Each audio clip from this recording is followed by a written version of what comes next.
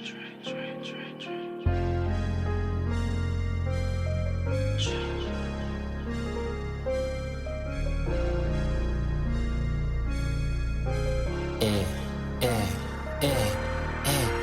I come to your city, I'm a new score. Broke your high score soon as I step through the door. Tryna stack my paper up like a bookstore. Money kissing each other like a rock and roll tour. When I come to your city, I'm a new score. Broke your high score soon as I step through the door. Tryna stack my paper up like a bookstore. Money kissing each other like a rock and roll. Hey, Tyler. Hey, Piet. What's going on? Welcome to the New Score podcast. My name is Pat. This is my co-host, TYG, Tyler Pratt. Tyler Pratt, how we be doing? Oh, what you doing? This is an exciting mock we got coming up. It's a good day, Exciting rainy mock. day here. We got NFL mock draft episode 26. If you are on YouTube right now, don't forget to like and subscribe. Follow us on Spotify. Follow us on Apple Podcasts. Get at us on social media, on Instagram, Facebook, Twitter, TikTok. As Tyler said, we got an exciting NFL mock draft. We got a couple guests that are going to be hopping on, and we're just going to go right through it, picks 1 through 32. So if you're a fan, you got an NFL team, stand by, and see what we're taking for you guys, what we think about your team, some needs. We're also going to talk just a little bit about some stuff in the offseason that's happened since our last offseason episode. Since we had that episode, there has been some things that happened, so we'll talk about those things. And then coming up, not too far away from after we drop this, we're going to have another episode where we're talking NBA playoffs, NHL playoffs. So be on the lookout for that as well. Things are really heating up. We got the Masters on right now. Man, it's just ended. Shout out to the UConn Huskies. Back-to-back dogs. Just domination. What Danny Hurley's done with that program, phenomenal. They're a powerhouse right now. I didn't think it was realistic for him to go to Kentucky because he's in the midst of building a dynasty right now. But awesome season for them. Awesome couple of years for them. Yeah, no, I'm excited for the NHL and the NBA playoffs. I mean, everybody knows if you watch the regular season of either of those, when the playoffs come, the intensity just ramps up. It's 100% all the time. I mean, especially NHL. I don't know if there's anything better than NHL playoff hockey. But yeah, that and just this run for seeding that's gonna, matter coming down the stretch for both the East and the West, but especially the West for the top seed, and then that 6 through 8 range is going to be pretty interesting. But we're going to cover all that on the next episode for sure. So this one, though, I can't wait for the draft. This is going to be interesting, and we get to bring on one of the boys who we've been meaning to bring on for a while now, but he's been, how should I say this, in the shadows, maybe? Yeah. He's been waiting Peeking, for his time. maybe? His time came. His name was called upon, and he was ready for the answers. So, Tyler, we're also going to throw in a pet peeve segment. I heard you got yourself a pet peeve, so let's get on with this. What's your pet peeve? Yeah, I mean, I kind of wanted to keep it relatable to this episode, being that it's the NFL mock draft for the first round. So I wanted to keep it relatable. My pet peeve is basically when you say something and you tell people or you tell someone you're going to do it, you fucking do it. Okay. I'm not talking about, hey, baby, I'm going to take the trash out in 20 minutes and then it takes you an hour and a half to get around to the trash. I'm not talking about simple shit like that. I'm talking about, and you know who you are, fucking Jerry and Stephen Jones. We're going to go all in this offseason. And what do? You let everybody walk. Everybody walks, except for Jordan Lewis. I don't want to get too deep into it now. I'll just save my thoughts for later, but that's my pet peeve, especially for an NFL front office. When you tell the fan base, especially not, you don't have to say shit. You don't have to say anything. But they came out and said, we're going all in this offseason. And you didn't do anything. You didn't do anything. So I'm just curious what their version of all in is versus, I don't know, 99% of everybody else's version of going all in. Think about all the moves some of these other teams are making. Doesn't look like we're going all in. But that's my little pet peeve rant for the day. Fuckers. All right, my pet peeve of the day is kind of a few things blended in one. It's just kind of about like people striving, like wanting the attention of others so bad on social media. Amen. So, for example, that person that gets like that new tattoo, right? They go in, they're like, I've been saving up for this tattoo. I got this planned out. Go in, I'm going to get my tattoo. That's great.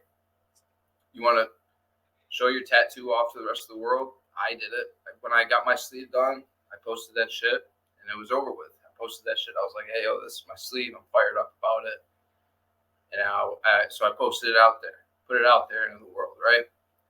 My problem is the people that get the tattoo, Tyler. Mm-hmm. And then every single picture that they send out into the universe on their social media for the next, year, whatever.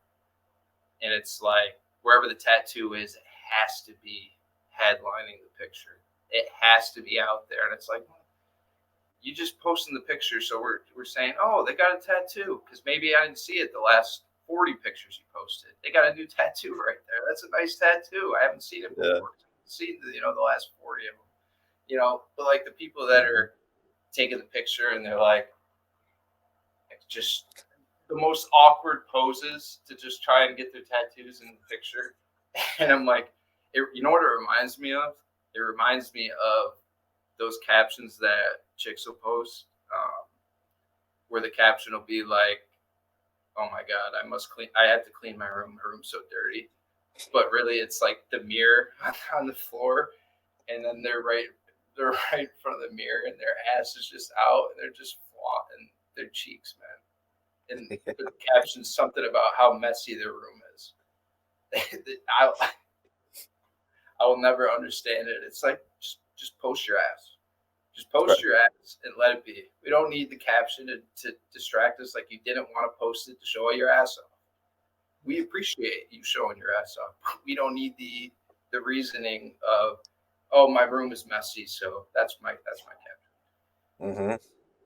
And I'm also going to throw in the people with the fresh fades who they're taking the selfies right after they get that fresh cut. They're like this. They always had that weird ass look on their face after they get a fresh fade, dude.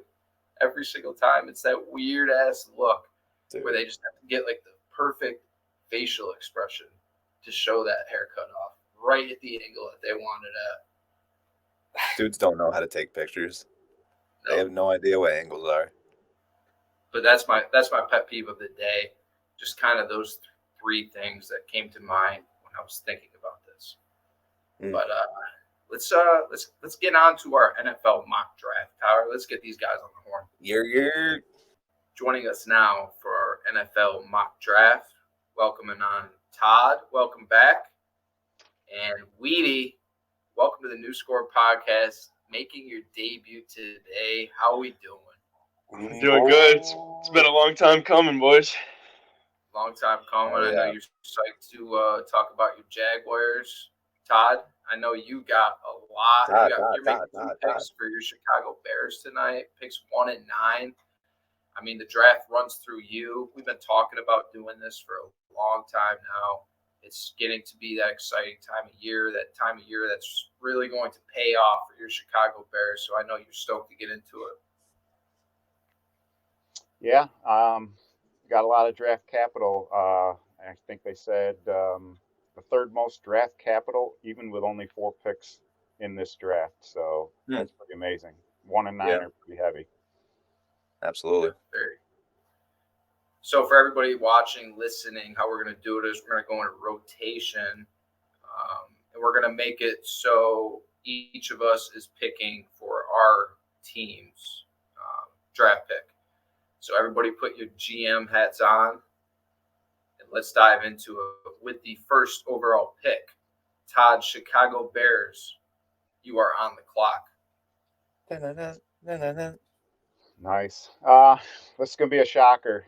I've went back and forth on this. I've read everything I possibly could, and I can tell you a lot of the stuff that you heard bad about this guy was probably smoke. His teammates didn't like him. Uh, his entourage was a distraction. Um, but Caleb Williams is going to go #1 overall. I don't think there's any arguing it. I think you take a look at the quarterbacks out there, and it's hard to argue that he has the highest potential ceiling. I think there's parts of his game in college that he's not going to get away with in the NFL. He's going to have to quicken up that clock a little bit. His protection was shaggy last year. So, but I think that Poles takes the swing. That's his guy. And it's going to be Caleb Williams. Well, definitely no shocker there. Nope. How pumped up are you? We've talked about it on this podcast before. You've literally gone your entire life as a Chicago Bears fan without having that guy, that franchise quarterback. Just tell me, how are you feeling right now? Yeah, it's funny because I was your first guest on here, and that episode Tyler was kind of picking on me about being a Bears fan, saying I should get a jersey after listening to that guy. But we're at this pivotal point where it's a whole new thing. I mean, Ryan Poles, he's entering year 3, and he did a complete teardown, and he's at a point where this could be it. This could be the guy. This is the most exciting, or the most excitement I've seen entering a season for the Chicago Bears ever. I mean, ever. Even after the '85 Super Bowl. So it's pretty exciting. Hell yeah. So there you have it. Caleb Williams, no surprise, our first pick. Second on the clock, the Washington Commanders I will be drafting for. This is something I've gone back and forth a little bit on between the two. Obviously, they need a quarterback. The question for me was, is it Drake May or is it Jaden Daniels? And to me, I've had Drake May since this time last year. I've had him and Caleb Williams as the 1-2. And I know he didn't have the greatest season at North Carolina this past season. And Jaden Daniels, by the way, won the Heisman. But I'm still sticking with Drake May. I'm sticking with Drake May to go to the Washington Commanders second. I'm still taking him ahead of Jaden Daniels because I just think he is way more polished at this point as an NFL quarterback prospect with the different throws that he can make. I know Jaden Daniels is explosive. The kid won the Heisman. He's very fun to watch.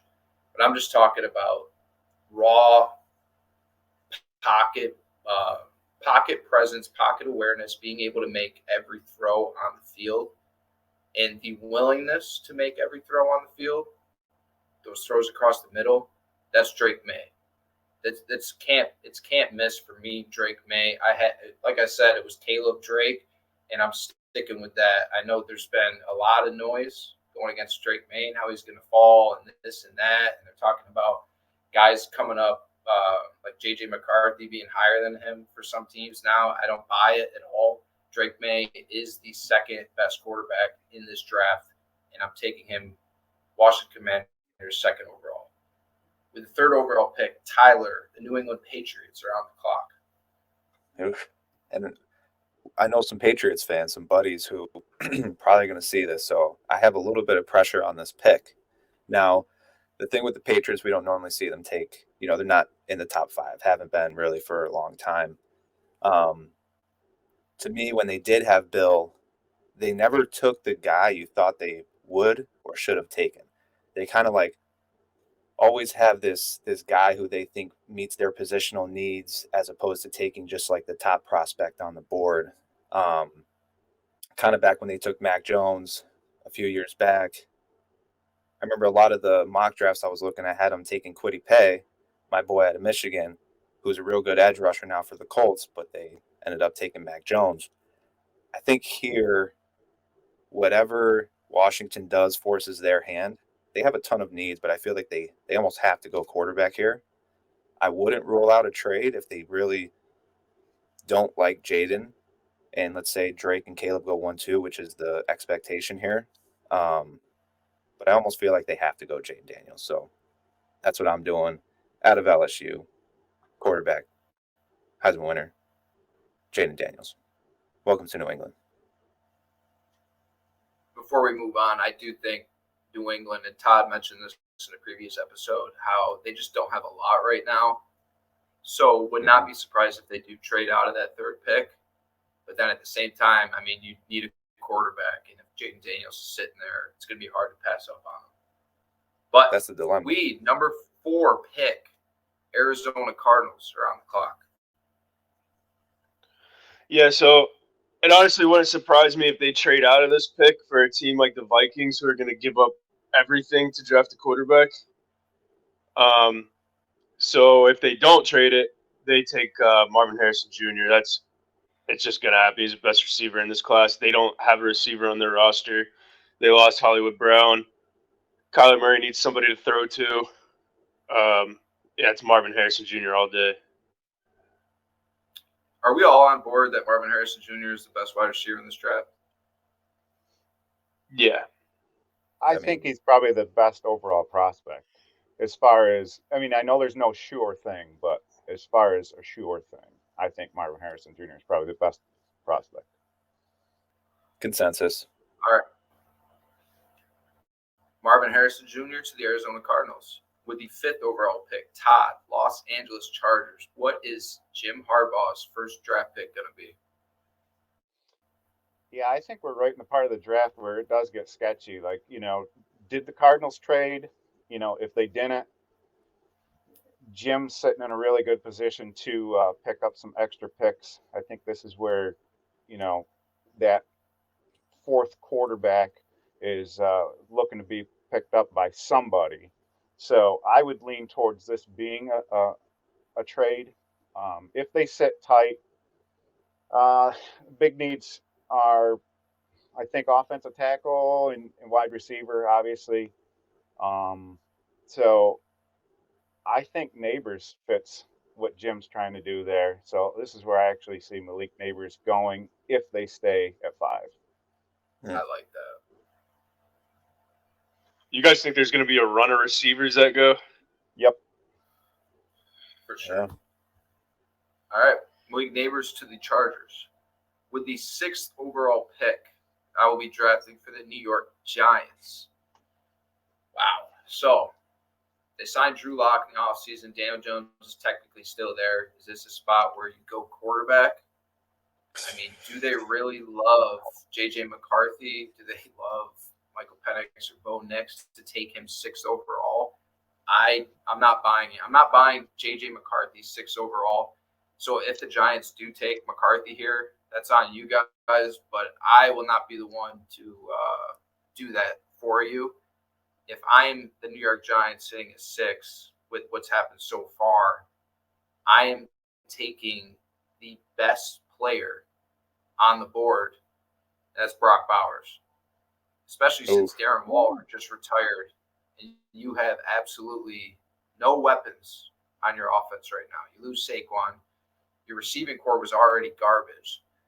I would have taken Malik Neighbors here if Todd didn't just take him to the Chargers. I do want to mention that.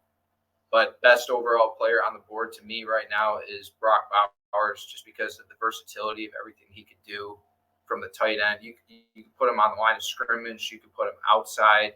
He's just that modern-day tight end.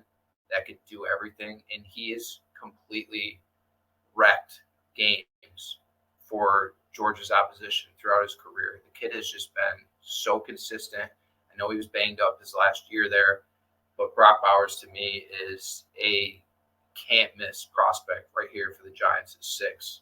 So I'm taking him to New York. Tyler, with the 7th overall pick, Tennessee Titans. So the Titans have addressed, in my opinion, a lot of needs in the offseason. Wide receiver, they went and they got Calvin Ridley, right? Stole him right out of the Jaguars' hands, but they got him to pair with Hopkins and Traylon Burks. Cornerback, they went and they got Awuzie and Snead. So they addressed that. They already have a solid nickel. I feel like here they have to go tackle. They have to just take the best offensive lineman available. That's Joe out of Notre Dame. Hopefully I didn't butcher that. And he should be kind of like that cornerstone, that rock for them at left tackle to protect Will Levis' blind side. And I feel like last year, didn't they take Skoronski? Yeah, that guard. Yeah. So that if they can get Joe, that left side will be shored up for years. So I feel like that's the best move for them is to take Joey Boy.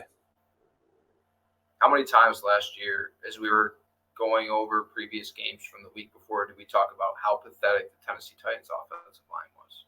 It was Just awesome. giving their quarterback, whether it was Tannehill or Levis, had no shot. So this is a perfect spot for them to take the best lineman on the board. And for you, it's Joe All out of Notre Dame. Can't argue that. With the 8th pick, we, Atlanta Falcons, on the clock.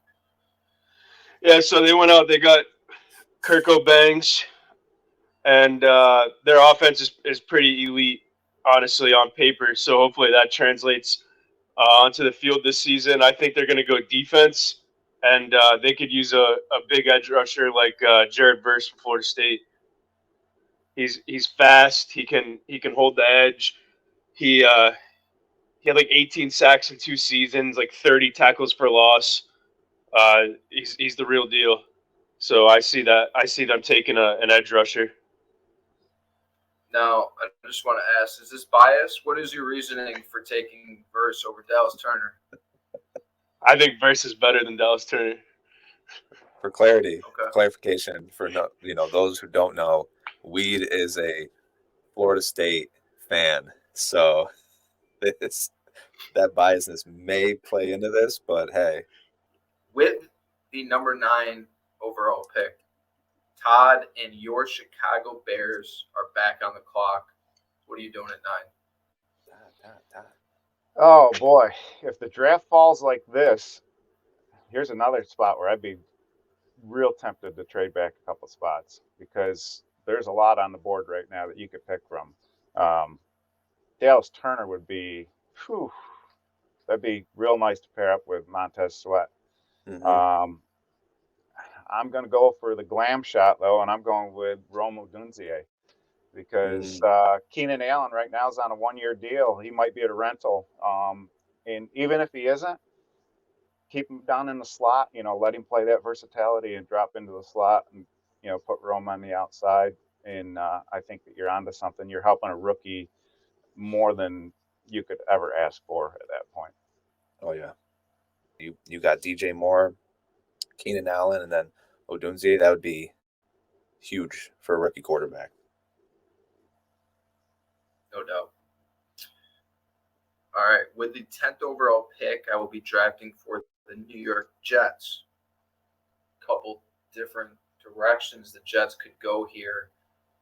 But I am going to take Alu Fashanu, offensive tackle out of Penn State. Arguably the best O-lineman in this draft. It's him and Joe Alt, 1A, 1B at this point. And I'm just thinking the Jets have already done some upgrading on their offensive line this season. And I just think, you just add to that. Tyler, number 11th overall pick, Minnesota Vikings. God, dude, I'm looking at the board right now, and everything is pointing, and the moves that they made to JJ. But I can't wrap my, and I'm a Michigan fan. I cannot wrap my head around JJ McCarthy being the fourth quarterback off the board. I just don't, especially a top 12 pick. Like, they very well could go JJ here, and maybe they should, but I don't think they do. I think I don't know. They need corner. They need a lot of help. But I really think they go corner here at 11 if they don't go quarterback. That's what I would do. I would take, I think it's Kenyon Mitchell, Toledo, cornerback, arguably the top corner on the board along with Arnold out of Alabama. But I don't know. I think they shake it up and go Mitchell. Skip JJ. Interesting. Shake Very it up. interesting. That was interesting. Controversial. Well, Don't come at me. with the 12th overall pick, Weedy, Denver Broncos on the clock.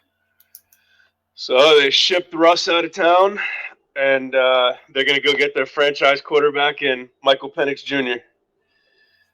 Mm. He's the real deal. He might be the second best quarterback in this draft class. That's interesting. You guys are going to see. Leads the Washington team to a national championship game. He's overcome a bunch of injuries at Indiana. He's got a cannon of an arm. He's mobile. No, Yeah. I love Penix. But he is older, and I had him falling to my Rams at 19, so I'm also upset about that. But all right, Michael Penix off the board. Todd, Las Vegas Raiders, 13th overall pick. So the Raiders, they got Gardner Minshew. Is Gardner the guy? I kind of think they're going with him. I really do. I mean, I always felt like Gardner was better than most people thought. But you got to help him out a little bit. They got some needs: tackle, corner, D tackle. But with the offensive tackles that are still on the board, I'm going to go there, and I'm actually going to go with Talise Fuago from Oregon State and help out Gardner. Keep him upright. Mania, baby. I love it. I love sticking with Mania. All right. With the 14th overall pick, I will be drafted for the New Orleans Saints. And if you're telling me that Dallas Turner is still on the board at 14, I'm taking him. I'm taking Dallas Turner to New Orleans Saints. Arguably the most dominant edge coming out of this draft. Colts, to me, need a couple positions. I think number one is corner, and A2B is wide receiver, tight end. I think that they need to get somebody else other than Pittman. I like Downs a little. Pierce is all right, but if there's a top wide receiver on the board, they might maybe they like Brian Thomas here. If Brock Bowers falls and slips, which he probably won't, but if he does, I think that's a no-brainer for the Colts to take him. But based on what's left on the board, I think they go corner, take Terrion Arnold out of Alabama, cornerback, to help that secondary, Kenny Moore. All right. This coming pick, 16th overall pick, Seattle Seahawks is where our rotation kind of gets messed up because we're all going to draft for our teams. Tyler, 15th overall pick, Indianapolis Colts are on the clock. Well, this is the war room right now. We are all in the Seattle Seahawks draft room. We're looking at this board. That's a good. No.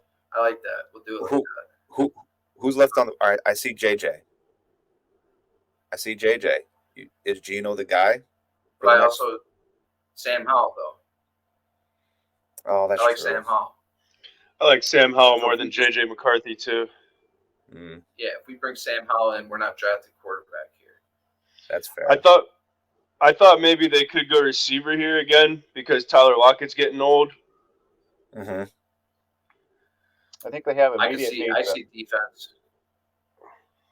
What's that, Todd? They have immediate needs at I think inside linebacker, but it might be early still to go there. I think they're another team with offensive tackle needs. Yeah, there's a lot of them right now. Edge, tight end. I don't know. I'm looking at. I actually, for my pick, I had down Troy Fatu Tanu. Out of Washington. Out of Washington. Yeah. I like D tackle for the Seahawks here. I like getting the best D tackle on the board, Byron Murphy out of Texas. Linebacker, like Todd said, very big need, but it's just too early. Tight end is a need, but too early to take the second tight end too. Yeah. I think wide receiver here is a bit of a reach. Offensive line, they could do it, but they've also drafted really well over these last couple of years at O-line. Do they need another one? I don't know. Corners, you got your pick of corners right now on the board. What about? Is it? I don't know. Latu. I was just thinking about how to say his name. Edge out of UCLA. Yeah. Latu. Yeah, I love the kid. He's got an injury history, but he's got some of the best bend that you've seen on a defensive end. I mean, how many years do you get out of him type of thing is what I'm wondering. I love him. Yeah. Right. I love that potential. I don't hate the Byron Murphy pick, honestly. Yeah. Consensus. I think it's not a bad pick. Do we like D tackle or edge more for the Seahawks? I feel like they have a need on both, but yeah, I think we're undervaluing D tackle in this draft because we're so deep in edge rushers. I think that we're undervaluing it, and I think there's some good guys out there. So I think if he's there, I don't think that's a bad pick at all. No, yeah, Byron Murphy. Right, Byron Murphy, D tackle. Yeah, that's a good pick. There it is. Seahawks. With the 17th pick, Alex Weed's Jacksonville Jaguars are on the clock. There's so many directions this team could take in this draft, and I was talking to Pat about it a couple days ago, how this is kind of a make or break draft for us for the future. The different ways I could see us going is receiver.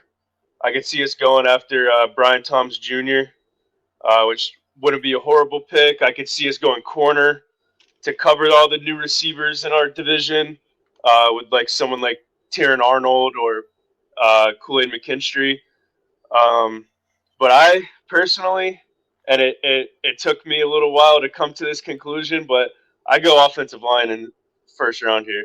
I take Troy Fatunoa, however you say his name. Cam Robinson's on the last year of his deal. He's got a huge cap hit. He's been injured. He's been out for different reasons, getting in trouble. You bring in this guy. He can play guard. He can play tackle. He's agile. He's pretty quick. He's a pretty big sized guy. And then you have both your left and right tackles for the futures on rookie deals moving forward, and then you can address this wide receiver need. I wouldn't even consider us a wide receiver need. It's just everybody's going with 3 receivers now. So I think that's why everybody in Jacksonville thinks we need another receiver. I love that pick for you guys. I know we've had a lot of discussions in the past about how Jags sometimes they kind of like to make that glamorous, splashy move instead of making the right move. And I feel like going O-line here, it would benefit your team, Trevor, tremendously. in addition to what you already did in bringing Mitch Morrison to be the anchor of that new O-line, and obviously Sheriff, of course. I love that pick of them going O-line here. Todd, 18th pick overall, Cincinnati Bengals on the clock. So I actually had Byron Murphy the second going here. They need some defensive tackle help, but they also need a long-term plan at right tackle. So it seems like I joked about this beforehand. I was just going to pick offensive tackles, but we're so deep with J.C. Latham sitting there. I think that might be their long-term solution at right tackle. So that's where I'm going. J.C. Latham out of Alabama. All right. Pat, you got to do it. With the 19th overall pick, my Los Angeles Rams are on the clock. I had Michael Penix falling to my Rams here at 19. I know J.J. McCarthy's still on the board, but I'm not going to do it. I'm not taking a quarterback here. Corner was a position that I really thought the Rams were going to go here. Like the first part of the offseason, my mind was nothing. It was on corner, nothing but corner. I mean, last season, corners were Witherspoon, Kendrick, and Durant. And I just felt like that was a big weakness on our team, and that was holding us back from really being something special on defense last year. Just too many broken plays they gave up. Since then, we brought in Cameron Curl at safety. We brought Darius Williams back. We've signed Tre'Davious White.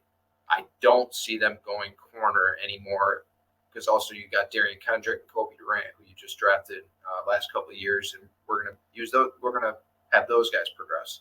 So I'm not taking D back here. I am going with the most potential D lineman out there right now, and that's a guy we mentioned a little bit, Laitu Latu out of UCLA, because I'm just thinking strictly potential right now. I'm Les Snead. If I see him sitting in the room, this kid out of UCLA right in their backyard, I love this pick, and it is a big need for us. Edge rusher is a huge need. Kobe Turner played phenomenal last year. Byron Young played phenomenal last year in their rookie seasons. Aaron Donald retires. We need to support that D-line some and getting an edge in Latu. With his kind of potential, I know the injury history, but to me, it's worth the risk at 19. Yeah. 20th overall pick, Tyler, Pittsburgh Steelers. Shout out Slobo. All right. Steelers have done a lot this offseason. Obviously, they brought in Fields, Russ. Deontay Johnson is gone. I do think that Steelers, they do need another receiver here, but they also need O-line help. That was another one of those teams last year, along with the Titans, that I looked at, and I just thought their O-line was constantly letting guys in the backfield. So I think if Amarius Mims is still there, tackle out of Georgia, they take him. That's who I'll go with here. I do think they could go almost any direction. Brian Thomas Jr. is a good spot, I think, for him there at 20 as well. 21st overall pick, Miami Dolphins on the clock. Yeah, so I actually had Byron Murphy going to the Dolphins because they just lost Christian Wilkins. I thought they would kind of try to plug and play him in there. But because he's already been taken, I went Chop Robinson from Penn State. I think their offense is pretty solidified again this season. They're not going to make a whole lot of changes on that or add. There's not really anything to add. So I think that they're going to try to beefing up that defensive line. Oh, yeah. Todd, 22nd overall pick, Philadelphia Eagles. Okay, so Ooh. So from what I've seen with the Eagles, I think that their biggest hole right now is corner. Um, Looking at who's out there, and before the draft started, I actually had this guy going there if he's there, and that's Cooper DeJean out of Iowa. I think he'd be a solid fit there. I think he'd help them out with what their needs are. So it was kind of need based, but like I said, I kind of projected him there prior to the draft starting too. So Cooper DeJean. Boys, if you're telling me that with the 23rd overall pick, the Minnesota Vikings are sitting there, they picked the better prospect, which they needed at cornerback, in Mitchell out of Toledo, and still get their quarterback at 23 and JJ McCarthy, they're going to be talking about the Minnesota Vikings as being big draft winners. This has to be the spot. It's been long enough. JJ McCarthy, 23rd to the Minnesota Vikings. Tyler, 24th overall pick. Your Dallas Cowboys are on the clock. All right. Well, let's go through this. Biggest need is probably O-line, right? You lose Tyron Smith to the Jets. Couldn't afford him. Tyler Biadasz leaves, Trader.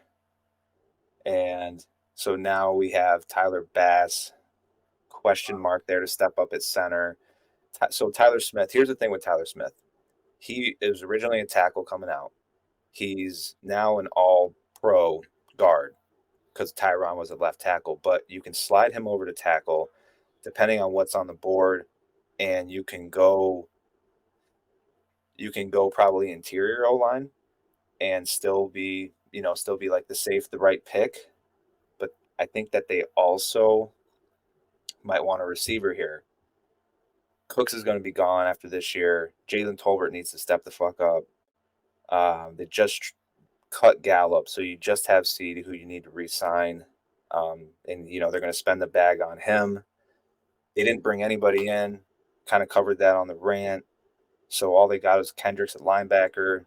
DeMarvion Overshown will be coming back from injury, so he's going to slide in at linebacker. That's going to be huge for them. So here, I don't think that they go running backs too early. I think they do take a running back in this draft somewhere, between probably 3 and 5. Maybe if like someone at 2 at the end of the second round, they could. But I think they probably go interior offensive line here. So I'm going to go Graham Barton, interior offensive lineman out of Duke. And hopefully that fills the hole. Number 25, Green Bay Packers on the clock. Yeah, I think they go Jackson Powers Johnson from Oregon. He's a stud.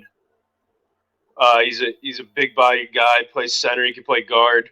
They lost some offensive line pieces because I could also see them going Tyler Goyton. Either one of those guys. I think they go offensive line. Help Love out.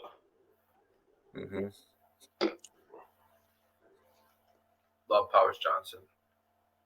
Todd, with the 26th overall pick, Tampa Bay Buccaneers on the clock.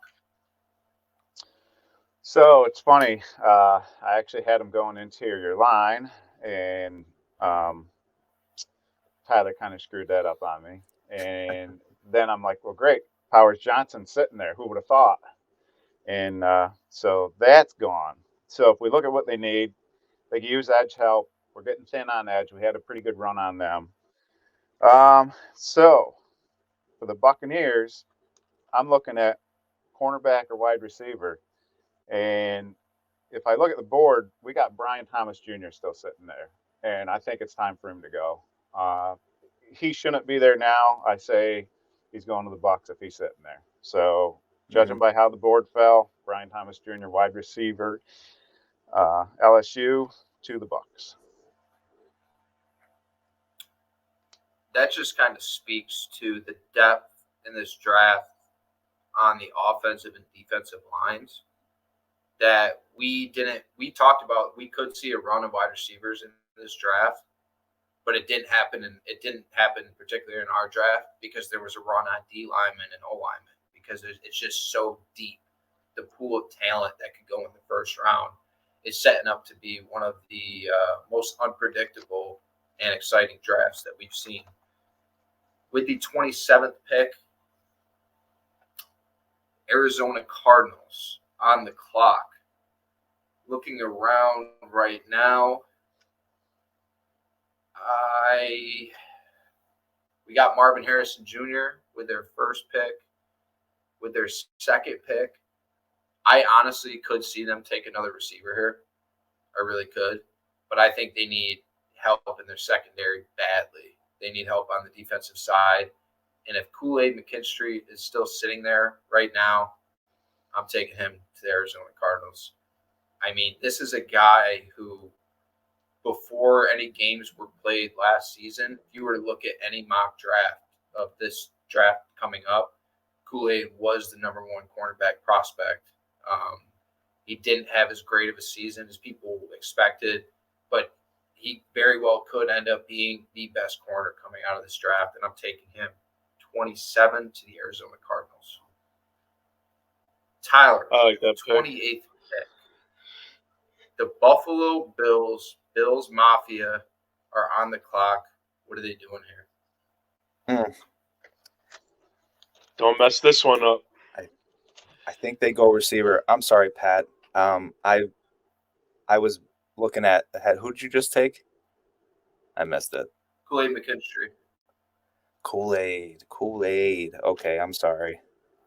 But yeah, I think they go receiver here. The Bills just obviously just traded away Stephon. I think it was more of a mixed slew of things. One mainly being the contract. So I think they obviously have to address that because their number one guy now going into next year, rolling out tight end is Curtis Samuel. So I think they need to get speed. So I think here they go Xavier Worthy out of Texas. Big need for them. So Xavier Worthy out of Texas is the guy who broke the 40-yard dash record this past combine. So this is a guy who has like soared up these draft boards since the combine for the speed that he showed off. There's a number of receivers that could go, but I love this pick. I think the speed, I mean, the explosiveness that Worthy possesses, you put him with Josh Allen in that offense, that's going to be very fun to watch. To me, I had him falling to 32 to the Chiefs because I just think he would be perfect in that Andy Reid offense. He could just step right in and be what Tyreek Hill was. But I love this pick for the Bills. I could definitely see them going in here. Yeah, and I think that's a really good point. You mentioned that because this is a spot that the Chiefs could trade up to. The Chiefs could trade up to 28 here to take one of those receivers, whether it's a Donnie Mitchell or Xavier Worthy. The Bills slide back to 32, get some capital, and still one of those receivers.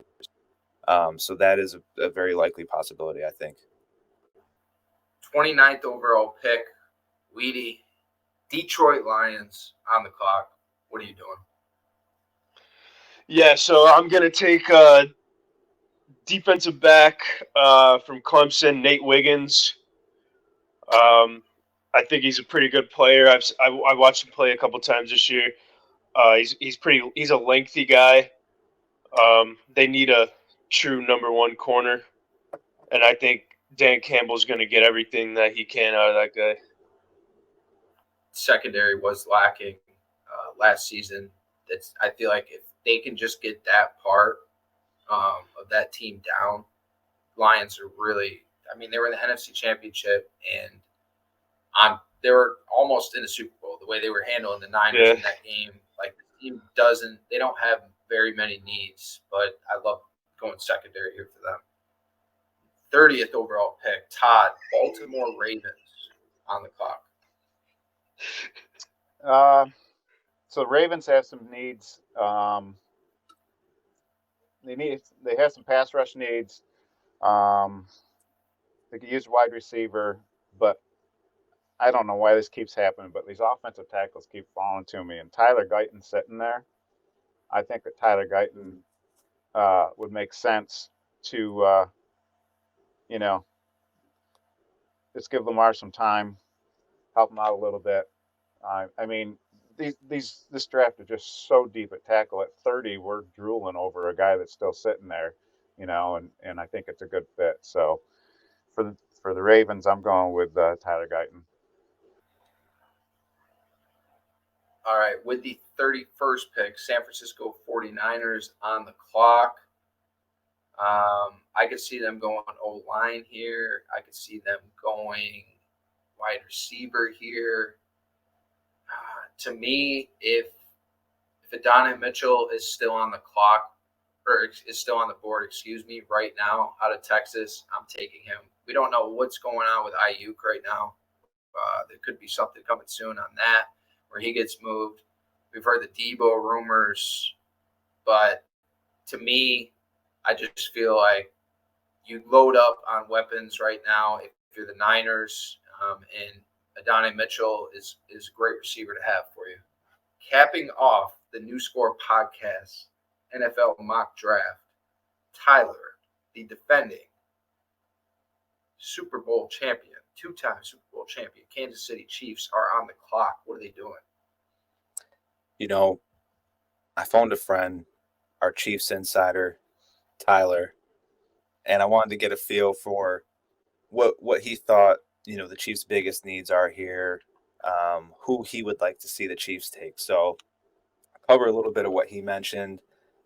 One being, corner, you lost Snead, and they lost, I think, their other corner too. So that could be in play here. But most likely they end up addressing that in second, third round.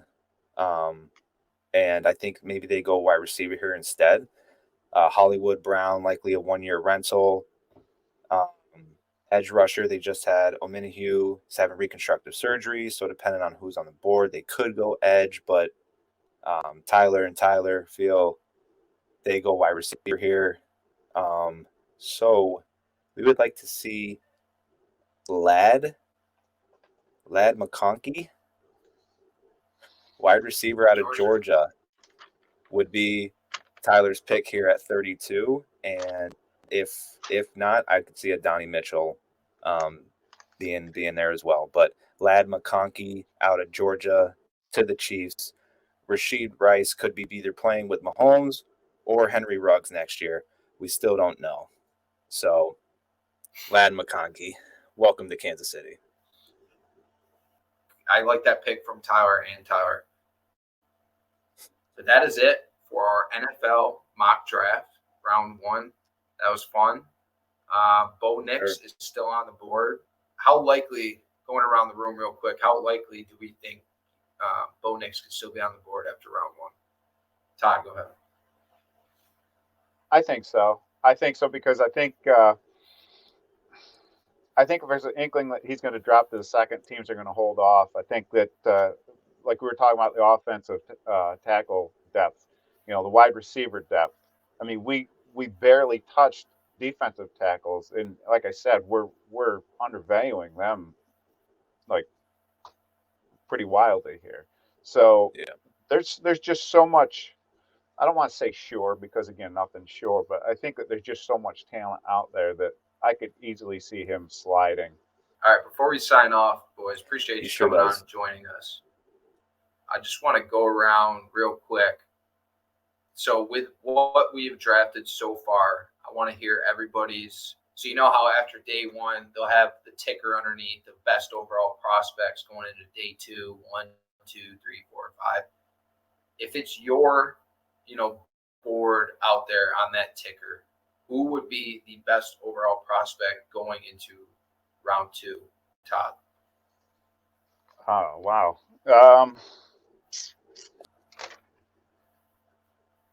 A guy who's actually it's some guys have him really high and some guys have him 30ish. Some guys have him up in the 20s. Is actually the D tackle out of Illinois, Jerzon Newton. Um, I think that if he's sitting there at the beginning of round 2 and you have a need, then you're probably going to move some of your future picks to grab that guy, because I think he's sitting there and he's talented. Again, like I said, I can't emphasize enough. The need at D tackle on these NFL teams is huge, so we can't overlook that. We go ahead. I got a couple of different guys. For one, what Todd said, that was a really good person to say.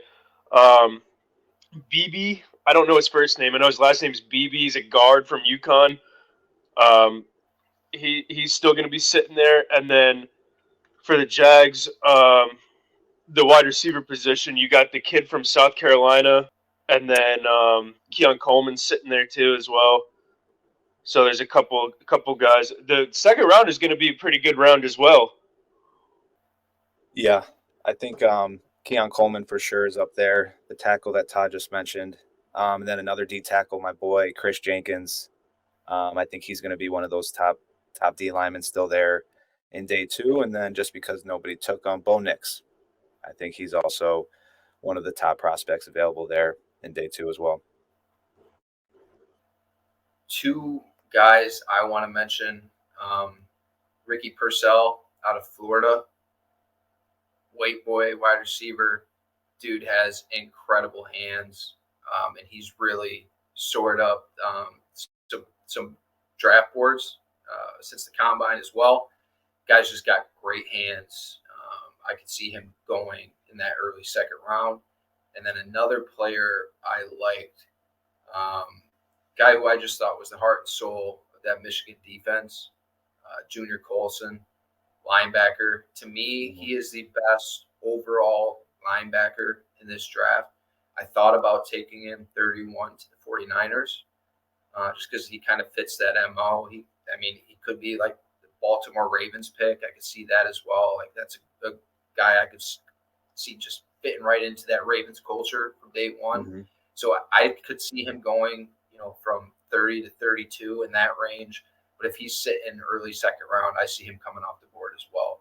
Junior Colson, Michigan. But fellas, we appreciate you coming on, going through this mock draft. And we'll be sure to catch up with you soon, talk some NFL. Thank you very much. Thanks. All right, see you, boys. Thanks, boys. Yes, sir. Once again, want to thank Todd and Weed for hopping on, going through that NFL mock draft round 1 with us. That was a blast. NFL draft is coming up, Tyler. Cannot wait. Like I said, when we were going through that, this is one of the most entertaining, unpredictable drafts that we're ever going to see. So many things could happen. Obviously, we went through it without any trades happening, but there's obviously going to be some teams moving around, moving up, moving down in this first round. Exactly. But that is it for episode 26. If you're on YouTube right now, don't forget to like and subscribe. Follow us on Apple Podcasts. Follow us on Spotify. To our next episode coming up, we're going to be talking NBA playoffs, NHL playoffs. It's a great time of year, and we're going to get into it, going through every matchup in the first round of both those leagues. Can't wait for that. But we will see you next time. Thank you for listening. Goodbye. Peace.